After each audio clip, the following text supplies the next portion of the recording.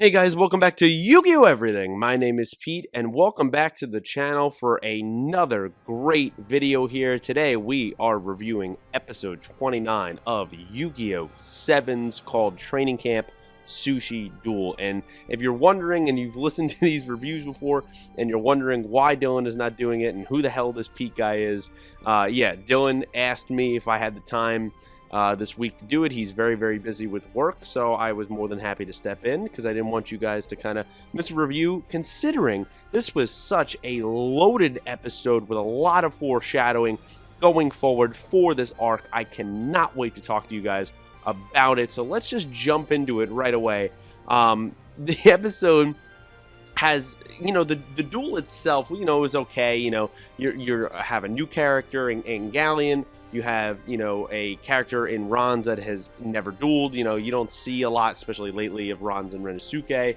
And it was nice to see, these side characters get fleshed out, as Sevens has been doing a pretty good job of it. And so the episode starts off with, our classic comedic beats of our quartet, our main four protagonists, all stranded. They're all stranded in the middle of their house here for the training camp because the excavation club has come in and dug a massive hole around the entire place where they can't escape. And it kind of becomes a jokey horror movie episode from that perspective for them, because they're completely trapped there. They have no way of getting off, no way of escaping. They can't, jump on Kaizo and go across. There's nothing there. There's absolutely no food, which is really Rook's fault from the night before. And they have no way to contact the manager nor Sebastian because there is no cell phone service. There's no way to get a message out.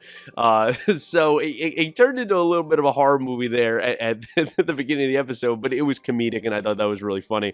I thought the messed up part, actually, was when Yugioh took Kaizo and kind of weighed him down and threw him to the bottom of the cavern, the bottom of the hole, to see how far it goes. And they're like, yeah, it goes pretty far down. It's pretty deep. And I was like, I know he's a robot and everything, but considering everything he's went through in the beginning parts of the show, I thought that was kind of messed up.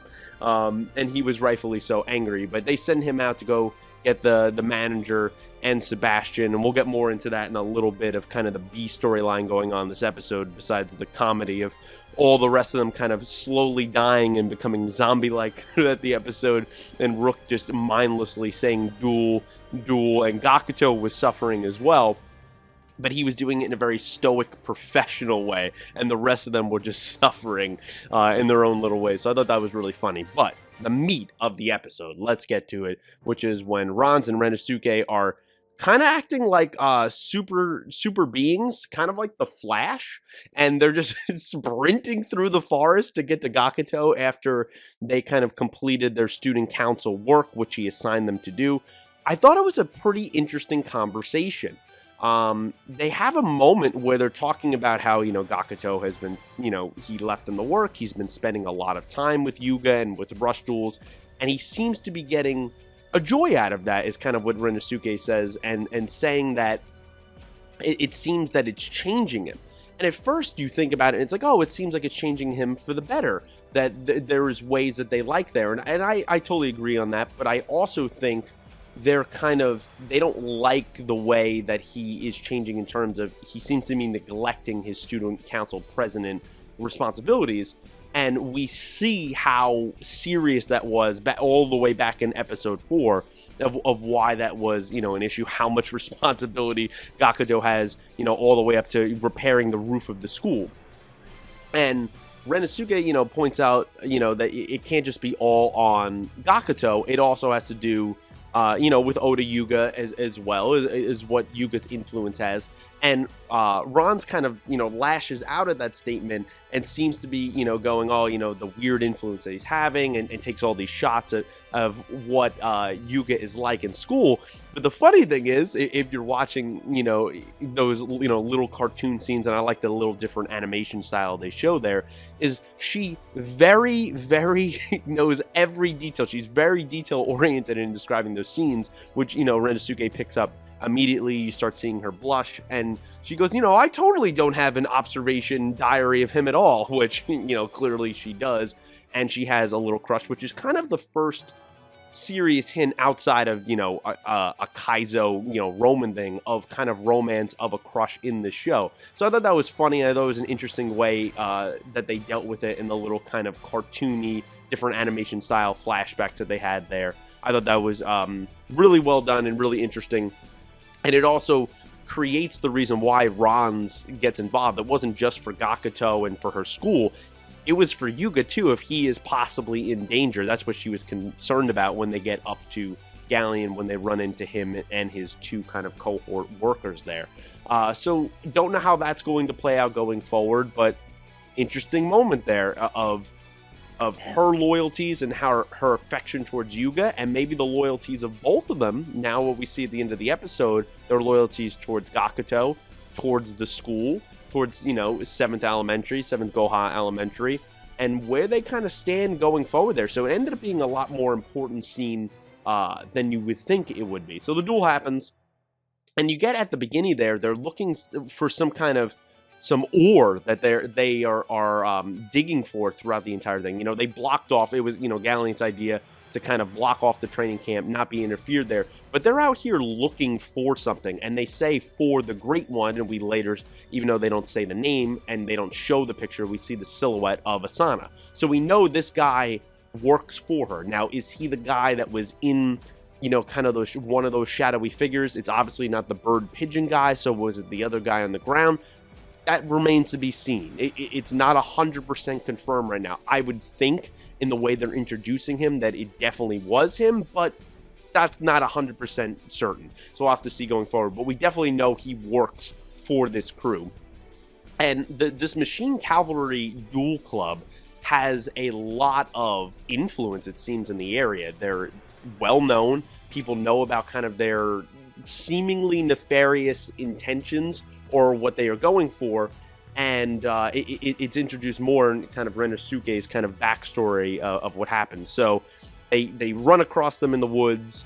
Ranze and Rennosuke, they kind of fall down. It was really Ranze's first fall into the pit, and that incites kind of a confrontation with Galient, who really pokes at, hey, I might have gotten the training camp there where Yugioh is, where Gakuto is, particularly in this case Yugioh. He could be in danger, and that's what incites the duel. We get a little cutback to kind of the B storyline going here of Sebastian and Kaizo and the manager, where I guess Sebastian, his duties, right? He is a massage chair, right? So I guess he kind of has an itch to fulfill that. So he's kind of doing it to the manager character. That doesn't have very few lines in there, but he was still introduced in this episode, and Kaizo comes in. They give a little bit of jabs at each other. Roman is the one who kind of, flirted and talked Kaizo into doing this mission. And then we see later that they end up fighting it out, and somehow a fist fight between the two of them, I don't know. And it seemed that they were coming to some kind of understanding of each other. Or were they? We'll get to that at the end of the episode. So when they're settling their score, we cut back to the duel. Duel was pretty good. It was decently entertaining. Not one of my favorite duels. I definitely wouldn't put it in the top 5, even a top 10 throughout the show so far. But it was a solid duel. Definitely not one of the worst duels there. I just feel like this episode more has to do with foreshadowing what is coming and very key storylines that they seem to be building up in terms of where a character's loyalties are lying going forward, which is not something that I was expecting.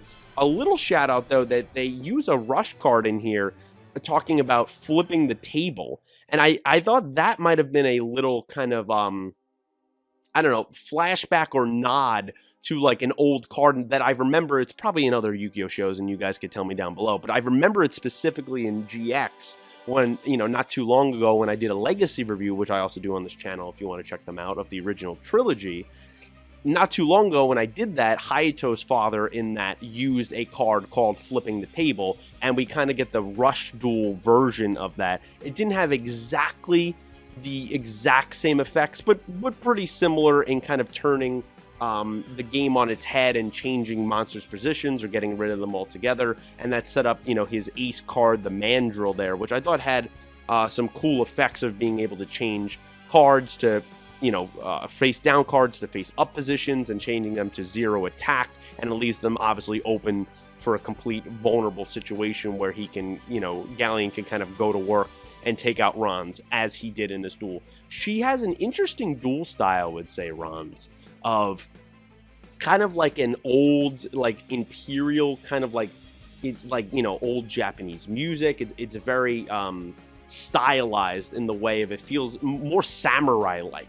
And that's to be expected given how I've seen how they've interacted before with Gakuto. But I really enjoyed her style, and I thought she gave a pretty good effort there.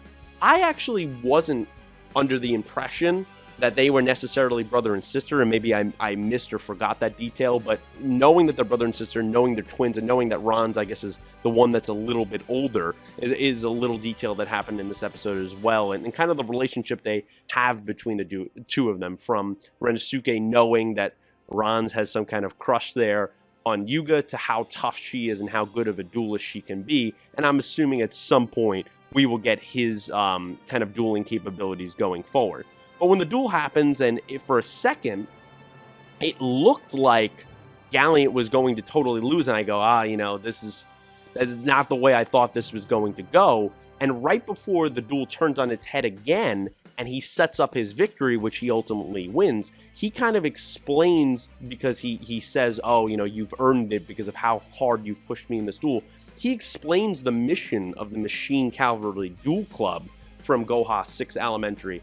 And it seems like it's a very prestigious group of only, you know, the best students and the people that come from great family lineage. So that gives us insight into where he comes from, where Asana comes from, and how powerful they could be.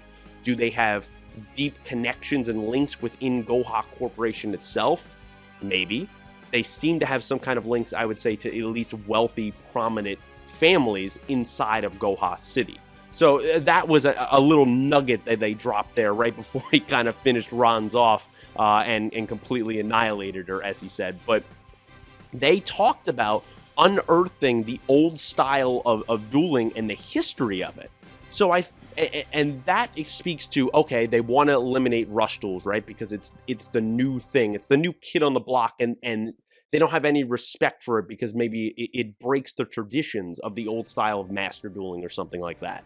But also, does that lay a little bit of evidence to the theory that, you know, me and the guys have talked about on the podcast before?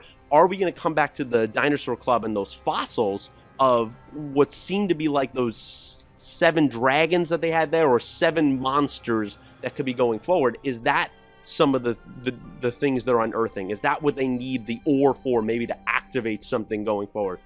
Don't know. I'm kind of just thinking outside the box, guys. You know, I'm just throwing something at the wall, seeing what sticks. But let me know what you think about that, because there has to be more to that story of what they're setting up. And it feels just very historical, and the fossil element seems to fit in there. I don't know. Maybe I'm just trying to, you know, put, you know, a round peg there in a square hole. But it very much, that's kind of the vibe I got in that moment.